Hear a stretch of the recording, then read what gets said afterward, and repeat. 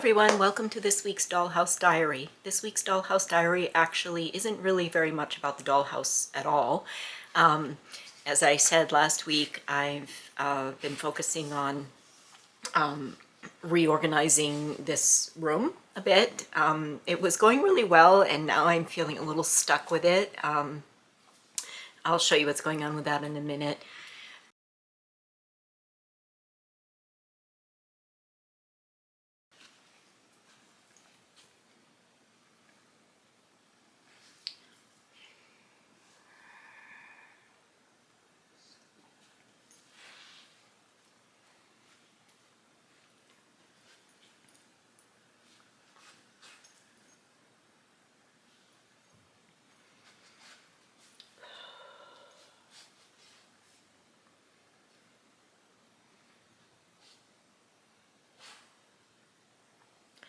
We've also arranged to have a dumpster here for the week, so we've been working on clearing out some stuff. I should say my husband has been working on clearing out some stuff. I've tried to help a little bit, but it ended up being a rather difficult week for me, medically speaking, and then I've had the extra, this is the week that I have more babysitting to do, so I've been busy with that. But my 3-year-old grandson had a great time. My husband put a nice stepladder out there for him and let him climb up it and was handing him things to throw in the dumpster, and he just thought that was fabulous. So it's nice when they don't know yet that work is work, and they still think it's cool and fun and interesting.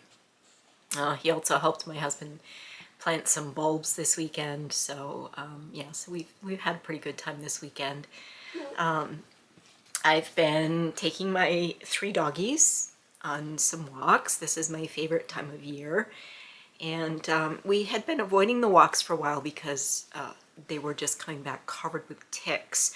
But we're in a drought here for the most part, and it's been dry enough and fairly cold at night that the ticks aren't too bad. One of my dogs came back with a couple of ticks today, but you know, I just check them over as carefully as I can, run the what do you call it, the tape lint roller over them. Yeah, want to say hi? This is Holly. Say hi. And try to make sure that they don't come back with walks. And don't worry, we do exercise them. We have a big yard, so if we feel like we can't walk them because they're picking up too many ticks on the side of the road, our backyard is pretty good for not getting ticks, and we do a really vigorous game of fetch with them back there.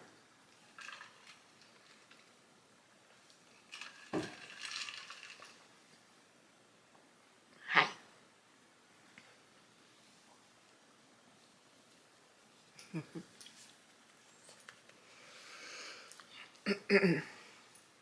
Having a pretty bad time with my throat today, sorry. Couple of shots from my walk today.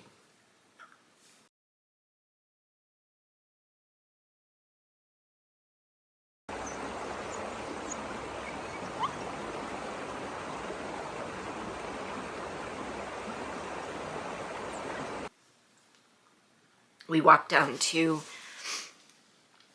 my street around a corner, and there's a little bridge overlooking our brook, a little stream, and I like to go down to the water and back, and that's a nice half-hour walk for them.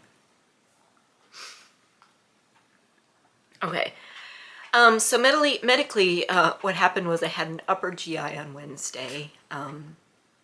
They had to intubate me because my stomach had not emptied, even though I hadn't eaten for 16 hours.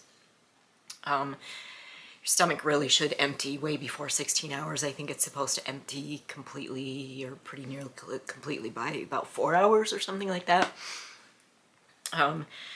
So, you know, it's just like extra aggravation in my throat. They've also, see, I'm wearing this little device here.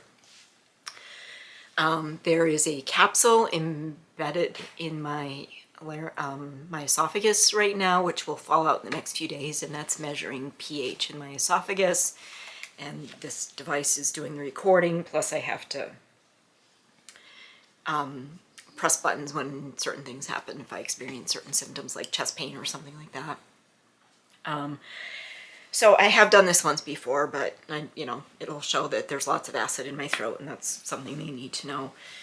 The most significant finding that I know of so far from that upper GI was that the surgery that I had about 14 and a half months ago, where they wrapped a bit of my stomach around the bottom of my esophagus, where that valve is basically just completely dysfunctional. That surgery failed. They describe it as it's called a fundoplication, and they say the fundoplication slipped, which basically means it came undone. And my suspicion is that it came undone probably very quickly. Maybe the day or a few days after the surgery, or right away. It never took. And the reason I think that is that I never experienced any relief from reflux, which is what that surgery was supposed to do. It was supposed to get the reflux under control so that I wouldn't have all this irritation in my throat all the time, and hopefully wouldn't continue to have all these laryngeal spasms all the time. And I never got any relief. It was like I never had the surgery done at all. So I think the surgery failed from the beginning. I was still groggy. I remember saying to the doctor, do I have to have it redone?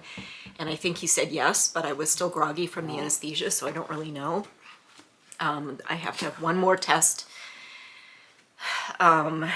for, I think, intestinal function and stuff, which I'm not looking forward to this, in November. And then I will see him for a follow-up, and we'll decide what the plan is. But yeah, basically I have a completely dysfunctional system from the larynx on down. There's some notes in the papers they sent home with me from the upper GI procedure that I have some dysfunction in my esophagus or something, or I don't know, that I have something to do with swallowing. That's not something I've noticed particularly, but maybe it has something to do with why I have all the coughing, why I frequently cough when I'm eating, and sometimes have laryngeal spasms when I'm eating. It could be related to that. So, but then because of the upper GI, my body just kind of went, and it really shut down even worse than usual. So I was just really feeling pretty bad for 2-3 days. So yeah.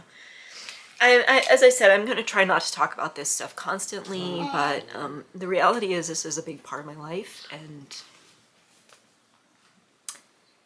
yeah, it kind of impacts everything. And so, I'm just out here being me and talking about what's going on, with my main focus being the Dollhouse.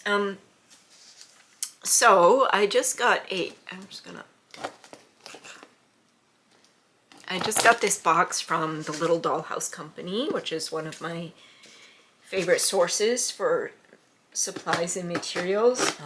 This is retail, not wholesale, so anybody can go to the Little Dollhouse company. They're located, I can't remember the city. They're located in Canada, but I think they must be very close to the border, because when they ship to me, they ship out of Buffalo. Which saves a lot on the whole tariff issue and on shipping costs. So they must just drive over with their US shipments every day and ship out of Buffalo. So I can't even remember what I ordered in here. So let's see what we have. But I do like unboxings. Oh yes, okay. All right, so I got more of this beaded trim, which is what I have on the house around the outside. And on the open side of the house, I want to do a nice finished job on all those rough edges of the walls. So I spent a lot of money on more beaded trim. That stuff is not particularly cheap, but let's see. And I think there's also some,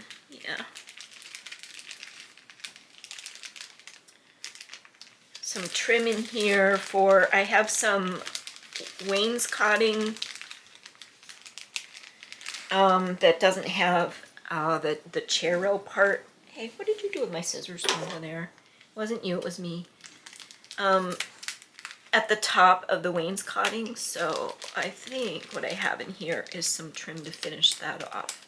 And that's in the upstairs hallway on the 3rd floor. Yeah. This is packed, yeah, that's what that is. So I have some trim to finish that off. I don't really want to unpack all of this because it's probably more protected and safer in here. But I do have a little box of something else in here, so let's see what we've got.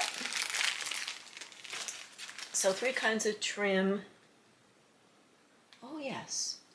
And there should be a lamp in here somewhere. I'll have to find that. So this is a little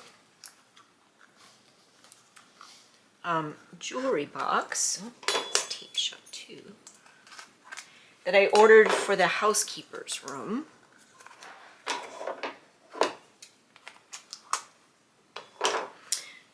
Just a little thing that I was hoping might be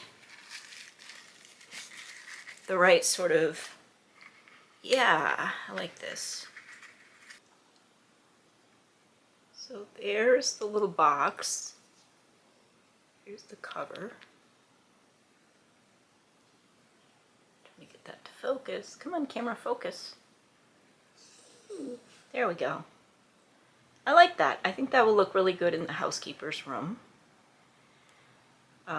What I was having a little issue with was that, put that cover down so I can show you, was that inside here there are 2 teeny little covers.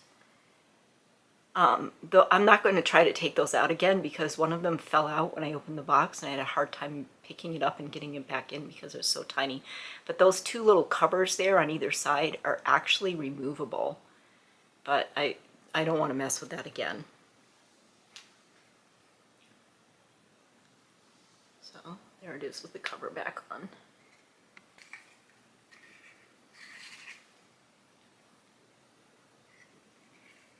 Huh, this is interesting. So that box that I just put in there, I thought it was a weird jewelry box and that's how it was listed on the website, but that actually says tea caddy.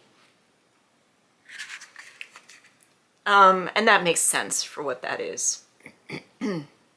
So that will not continue to live in the housekeeper's room, but it's still a really cool box. I really like it. I wonder why they listed it as a jewelry box on the website. And I did think, you know, when I was looking at it, I was like, it's exquisitely made and it's really beautiful, but what a weird sort of jewelry box. Okay. All right. Ooh, I like this lamp. This could end up in the housekeeper's room. Look at that. And what's cool about this is, and I'm really hoping that whoever is producing these will start making a lot more of these. So let me show you how this works. Okay, batteries installed. This is a little magnetic wand that turns the lamp on and off. Is that not the coolest thing or what? Now, the little Dollhouse company has a few of these different types of lights with this magnetic thing. And I'm really hoping that they will expand this line because I just think this is amazing. And also, like, the craftsmanship on this lamp is quite nice. So I'm going to go put that in the housekeeper's room and I'll let you have a look at that. I did notice that the magnet will actually pull the lamp. So, oops, I just knocked it over. So that's actually sort of a two-handed job or something, or you have to release it to turn it on. Okay, but I do like that lamp.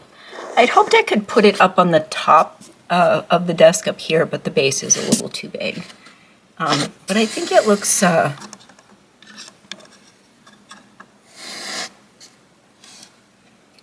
That's one thing. The base of these lights are pretty big because they have to accommodate a battery, but overall I still think it's a really nice piece, and I'm pretty happy with it. So get this spotlight out of the way so you can kind of see how things look in here now.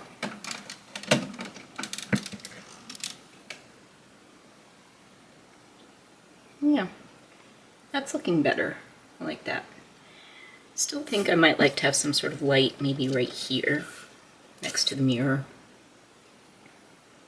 But I did also plan to put a lamp here, which is not plugged in at the moment because of displace.